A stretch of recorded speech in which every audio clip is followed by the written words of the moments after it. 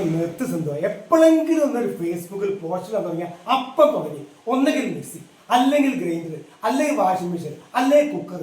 ഇതിന്റെ ശബ്ദം ഒന്ന് കുറച്ച് നിർത്തിക്കൂടെ സിന്ധു? ദോശ ചട്നി ഉച്ചയ്ക്ക് ചോറിന് കൂട്ടാൻ വേണ്ടേ? വേണം. എന്നാ മിക്സിന്റെ ശബ്ദം കേട്ടേ പറ്റൂ.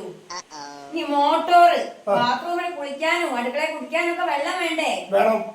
അപ്പൊ മോട്ടറിന്റെ ശബ്ദമൊക്കെ കേട്ടേ പറ്റൂ. വാഷിംഗ് മെഷീന് എല്ലാ ദിവസവും കുട്ടപ്പനെ നിൽക്കാൻ മുണ്ട് ഷർട്ടൊക്കെ ഇട്ട് അലക്കി തേച്ച് ഇങ്ങനെ നോക്കണ്ടേ? വേണം. എന്നാലേ വാഷിംഗ് മെഷീന്റെ ശബ്ദം കേട്ടേ പറ്റൂ. അത് ശരി. ഞാൻ ചോദിച്ചാവുന്നല്ല.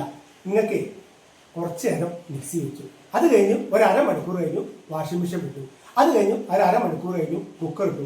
അങ്ങനെ വെച്ചാൽ എത്ര എന്ന്? എന്നാ ഈ ശബ്ദത്തിന് കേൾക്കുന്നതിന് ഒരു കുറവുണ്ടാവില്ല ഞാൻ ചോദിച്ചതേ ഉള്ളൂ. ഇതൊക്കെ കൂടിയായിട്ട് നമുക്ക് സമയത്തിന് പോകാൻ പറ്റുന്നില്ല.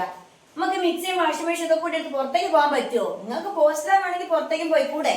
ഞാനൊരു കാര്യം ചെയ്യാം, നിങ്ങളൊരു കാര്യം ചെയ്തോളി. ഇതിനുള്ളിലൊക്കെ ഈ ശബ്ദത്തിന്റെ ഇടയിൽ ഇവിടെ ഇതായിക്കോളി. ഞാനൊരു കാര്യം ചെയ്യാം, ഞാൻ പുറത്ത് പോയിട്ട് മിറ്റത്ത് പോയിട്ട് ഞാൻ പോസ്റ്റ് ഇട്ടോളാം. അതാ നല്ലത്. ഇതിന്റെ ഉള്ളിൽ നിൽക്കുന്നേക്കാട് നല്ലത് അതാ. അതന്നെയാ നല്ലത്.